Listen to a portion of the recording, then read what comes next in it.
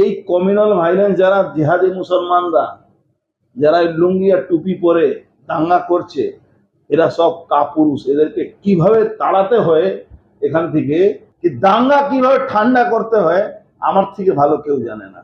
এই পুলিশকে বলুন, আমার থেকে ট্রেনিং নেই। এরা কোনোদিন দাঙ্গা ঠান্ডা করতে পারে না।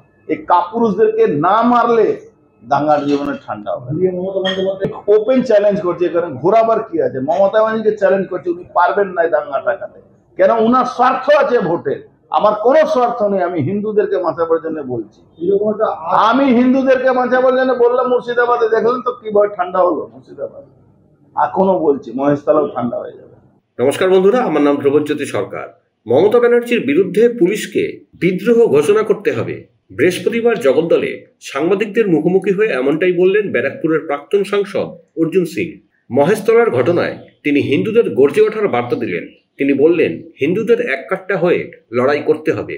তার দাবি, মমতা ব্যানার্জি দাঙ্গা ঠেকাতে পারবেন না, কারণ ওনার ভোট ব্যাংকের স্বার্থ জড়িত আছে। তার দাবি, বাংলা জেহাদিদের হাতে চলে গেছে।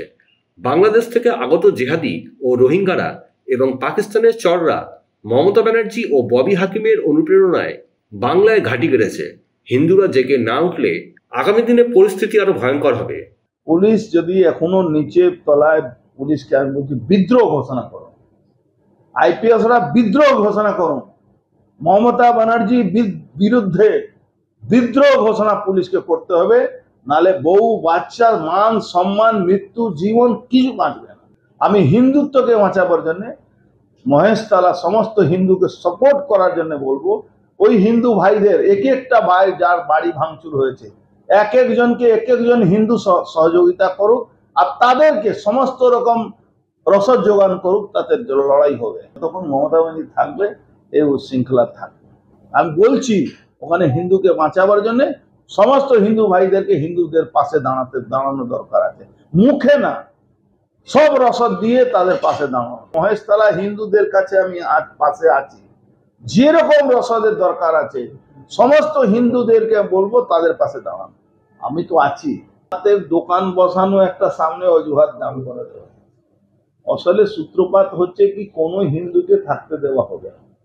আমরা প্রশিক্ষিত সৈনিক আছি। এই কমিউনাল ভাইলেন্স অনেক আমরা তার প্রতিবাদ করেছি, লড়াই করেছি। কমিউনাল ভাইলেন্স কি করে ঠান্ডা করতে হয় অর্জুন সিং ভালো করে জানে। এই কমিউনাল ভাইলেন্স যারা জিহাদি মুসলমানরা যারা লুঙ্গি আর টুপি পরে দাঙ্গা করছে, এরা সব কাপুরুষ। এদেরকে কিভাবে তাড়াতে হয় এখান থেকে, দল এই ব্যাপারে চিন্তা করুক। বাঙালি, বাংলার হিন্দু কবে হোশ আসবে? থানার কাছে হয়েছে এই ঘটনাটা, রবীন্দ্রনগর থানার কাছে হয়েছে। 100 মিটারও নেই। ইভেন থানার সামনে যে মন্দির আছে, সেই মন্দিরটাই ভাঙা হয়েছে। তার মানেটা কি হচ্ছে? তার মানেটা হচ্ছে কি, পশ্চিম বাংলা জেহাদিদের হাতে চলে গেছে। আনসারুল বাংলা যে স্লিপার সেল সারা বাংলা ছড়ে গেছে। বাংলাদেশি জিহাদিরা ও ভাঙিয়ারা যেভাবে পাকিস্তানের চররা থ্রু বাংলাদেশ এখানে এন্ট্রি নিয়েছে মমতা ব্যানার্জির তত্ত্বাবধানে, অনুপ্রেরণায়। মমতা ব্যানার্জি ববি হাকিমের অনুপ্রেরণায় পাকিস্তান প্রায় হতে চলছে। এখনো যদি বাঙালি হিন্দুরা বুঝতে না পারে, তার মানে কি অবস্থায় হবে। বন্ধুরা, ভিডিওটি ভালো লাগলে দয়া করে লাইক শেয়ার করে দেবেন, আমাদের পেজটা ফলো করে নেবেন, আর আপনার মতামত কমেন্ট করে অবশ্যই জানান। ধন্যবাদ।